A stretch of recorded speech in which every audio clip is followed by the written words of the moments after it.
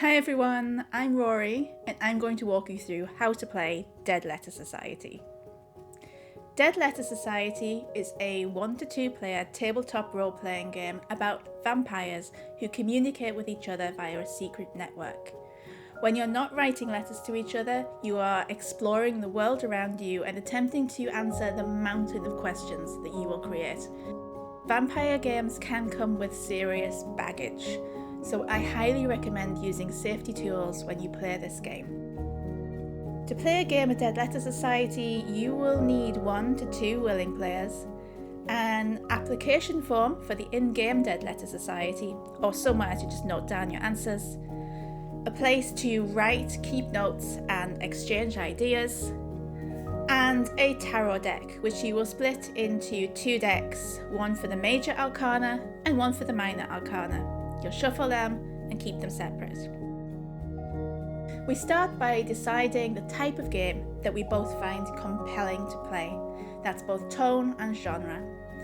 We could look at themes of friendship or rivalry, conspiracies, mysteries, politics, betrayal. You get the idea. And we're vampires, but when and where are we vampires? Is it ancient Rome, modern day Victorian London, or on a space colony in a galaxy far, far away? We also talk about the logistics of the game. Are we in the same city but unable to meet, on opposite sides of the world? Or do we want our letters to span periods of weeks, decades, centuries? And also, how long do we want this game to last? I really recommend that you decide on an end point for your game, because it makes a big difference when you know you only have 4 letters each to tell your story in. Now we're going to build a setting together, and you can skip this part if you're playing with a setting that you both already know or with one of the pre-written play sets that are included with the game. This is a very collaborative process, just like the rest of the game. And at the end of it, you will have in hand some key story touchstones that you can return to in your letters and your journals. You'll decide what makes a vampire, what humanity is like from a vampire's perspective, and also what kind of society have vampires made in this world. We work together and pick a total of 4 keywords, that's 2 each, taken in turns, from this list of traits. Then we assign 2 to be blessings and 2 to be curses, things that vampires think are positive about their kind and negative about their kind. For example, we could have the age-old trope of sunlight. It could be the classic thing of sunlight turns you to ash. Or it could be that you can walk in daytime, or you can walk in the sun but your powers are gone. Or sunlight reveals our true form, whatever that might be. Or it burns or stings or tickles or sparkles. Deciding on how humanity appears to vampires is a similar process. We again pick 4 words from a list of traits, this time broader, and decide which 2 of them do we think are admirable, or which 2 are deplorable. What do we love about humanity, and what do we hate about it? Last but not least, we decide on the society that vampires live in. We pick 4 words again, but this time we don't assign them to be positive or negative. Instead, we decide how it came to be that way, and also ask a question about it that we might try to resolve during play. For example, we might pick the word secrecy and decide that vampire society has strict rules that humanity can never find out about us. And then we ask the question, what happens if they do? Making a character is as simple as filling in an application form to the in-game Dead Letter Society. It will ask you some simple but probing questions, such as your name or your pronouns, your favourite possession, where your sanctuary is. Your answers to these questions make the assets your vampire starts the game with. After you've filled in your application form, you swap with the opposite player and you decide what the fee is that the society charges you for your membership. It could be a task that they want you to perform, or maybe they've held some sway over an ally that you have. Assets are the things that you will call on to help you navigate the world. There are 6 types of assets: items, locations, and actors, scars, principles, and ambitions. Items are things like keys, books, cars, phones, things that you can move from one location to another. Locations are places where things happen. This could be your sanctuary, a coffee shop, a library, an ancient ancestral home you haven't visited in decades. Actors are the people of importance to your story. Allies or rivals, human, vampire, or even something else entirely, it's up to you. Scars can be physical or emotional. It could be an ugly stab wound, or it could be that you can never trust again after a heartbreaking betrayal. Principles are the morals that guide you. You might always be right. You might never eat after midnight. You might never leave your food alive. And ambitions are the goals and tasks you want to achieve.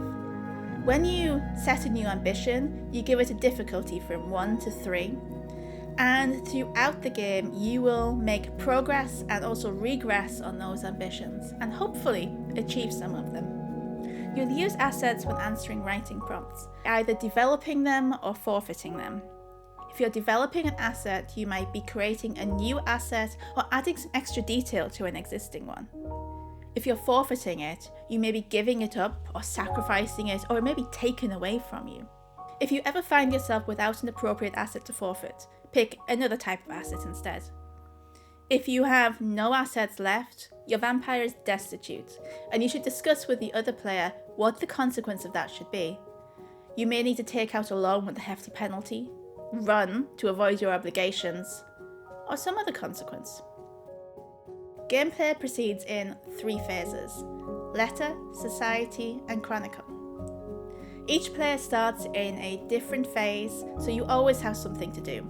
If you're playing with the optional rule, the story so far, each player also gets an additional chronicle phase before the game begins. The letter phase is as simple as it sounds.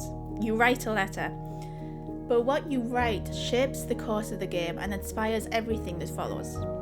If you feel stuck, there's lots of advice in the rulebook. The society phase happens after you write your letter and send it, or in the case of one player at the start of the game, after they submit their application form. Draw 1 card from the Major Arcana and consult its writing prompt. Each prompt has 3 interactions with your assets, which you can complete in any order, and a question, which focuses on the relationship between you and the Dead Letter Society. This is where you will receive a letter and pursue topics of interest. You begin the Chronicle phase with 3 Chronicle points, and you spend these to either follow through on an intention or add depth to an ongoing intention. You can read the letter you receive at any point in this phase. Intentions are how you take action in the game, and they are a how, what, where, or why type question. For example, I go to the Blue Moon Lounge. What do I discover? I'm expecting trouble. Or, I know Jules the Rat doesn't like me. How can I improve his opinion of me? And then we draw a card from the Minor Arcana, we look at its prompt and resolve it. The Minor Arcana prompts are different to the major ones in that you have 3 parts. There's one central prompt which sets the scene, and then you've got a choice between 2 other prompts which develop different assets. Answer whichever one you prefer and treat it either as all one prompt or 2 separate prompts, whichever you think works best for you. The other thing you can do with the Chronicle point is to add depth to a current journal entry. If you're writing and you think you need something a bit extra here, or you're wondering how it might turn out, spend 1 Chronicle point, draw another card from the Minor Arcana, and consult its prompt, and then weave that into your original intention. You'll carry on progressing through the phases, writing letters back and forth and acting on their content and the content of your journal, until you either reach your agreed upon endpoint or find a satisfying conclusion for your stories. After the final letter is sent, both players get to complete one last Chronicle Phase as an epilogue and a way to find closure for your vampires. Share your journals if you like to, and see how the game evolved between you.